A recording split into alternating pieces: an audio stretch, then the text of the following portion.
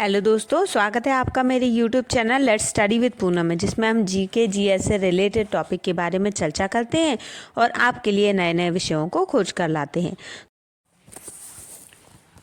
ऐसे ही एक नए विषय पर आज हम चर्चा करने वाले हैं। आज का हमारा टॉपिक है एयर ट्रैफिक कंट्रोल यानी एटीसी।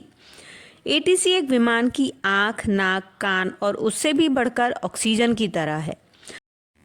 बिना एटीसी के निर्देशों के ना तो विमान टेक ऑफ कर सकता है, ना ही अनुमति के लैंड कर सकता है। मतलब विमान का सुचारू संचालन करना ही एटीसी की जिम्मेदारी है। आप लोगों ने एटीसी के बारे में कितना सुना है? विमान से यात्रा करने वाले लोगों ने तो कभी न कभी एटीसी का नाम सुना ही होगा, लेकिन जिन्होंने यात्रा विमान से नहीं की है वो एटीसी के बारे में बहुत कम जानते हैं। तो चलिए एटीसी के बारे में जानते हैं। एटीसी यानी एयर ट्रैफिक कंट्रोल, जिसकी अनुमति के बिना ना तो विमान टेक ऑफ कर सकता है, ना ही लैंड कर सकता है। विमान को आसमान में रास्ता बताने का काम भी एटीसी ही करता है। टेक ऑफ से लेकर लैंडिंग तक विमान के लिए एटीसी काफ़ी अहम है। पायलट अमूमन हर चीज़ की जानकारी एटीसी को मुहैया कराता है। आप लोग जब घर से बाहर कहीं जाते हैं तो आपको सड़कों पर ट्रैफिक मिलता ही होगा, लेकिन ट्रैफिक लाइट के जरिए सड़कों पर बेफिजूल के जाम ज़्यादा नहीं लगते हैं। साथ ही ट्रैफिक पुलिस ट्रैफिक का सकुशल संचालन करती है। कुछ ऐसे ही काम आसमान में भी होते हैं।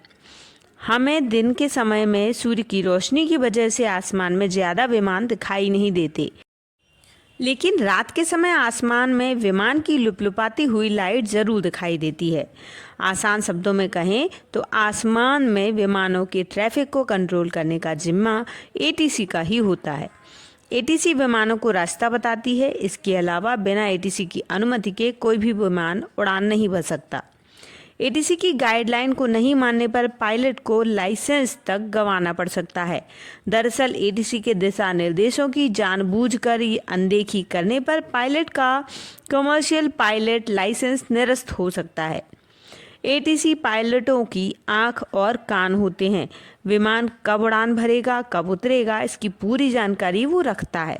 इसके अलावा एटीसी पायलट से विमान का प्रस्तावित रास्ता, ऊंचाई, स्पीड की योजना आदि के बारे में जानकारी रखता है।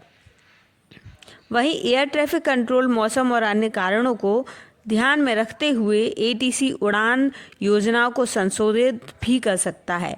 इन तमाम आंकड़ों के आधार पर एटीसी यह सुनिश्चित करता है कि विमान एक दूसरे से टकराए नहीं और वह सुरक्षित दूरी बनाए रखें। इसके लिए एटीसी राडार और अन्य तकनीकों का इस्तेमाल करता है। एटीसी एयर ट्रैफिक की निगरानी करता है, साथ ही दुर्घटनाओं को रोकने का काम भी करता है। आपातकालीन स्थितियों में मदद भी मुहैया कराता है। एयर ट्रैफिक कंट्रोल की मदद से ही हवा में विमानों के टकराने को बचाया जा सकता है, रोका जा सकता है। इसको एक उदाहरण की मदद से हम समझते हैं। कुछ समय पहले की बात है, दिल्ली एयरपोर्ट से उड़ान भरने के कुछ ही सेकंड बाद दो इंडिगो विमान आपस में टकराने से बाल बाल बचे।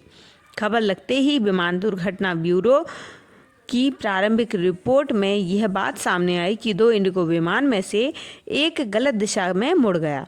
इस गलती की वजह से वह दूसरे इंडिगो विमान के सामने आ गया। राहत की बात यह रही कि दोनों कॉकपिट में ट्रैफिक अलर्ट और टक्कर की चेतावनी और बचाव प्रणाली के अलार्म बज उठे, जिसके बाद दोनों विमान तेजी से एक दूसरे से दूर हो गए। इसके बाद आपके मन में सवाल उठा होगा कि आखिर ऊंचे आसमान में एयर ट्रैफिक कंट्रोल को कैसे किया जा सकता है।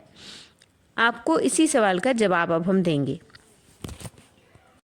अब हम सरल शब्दों में बात को समझते हैं।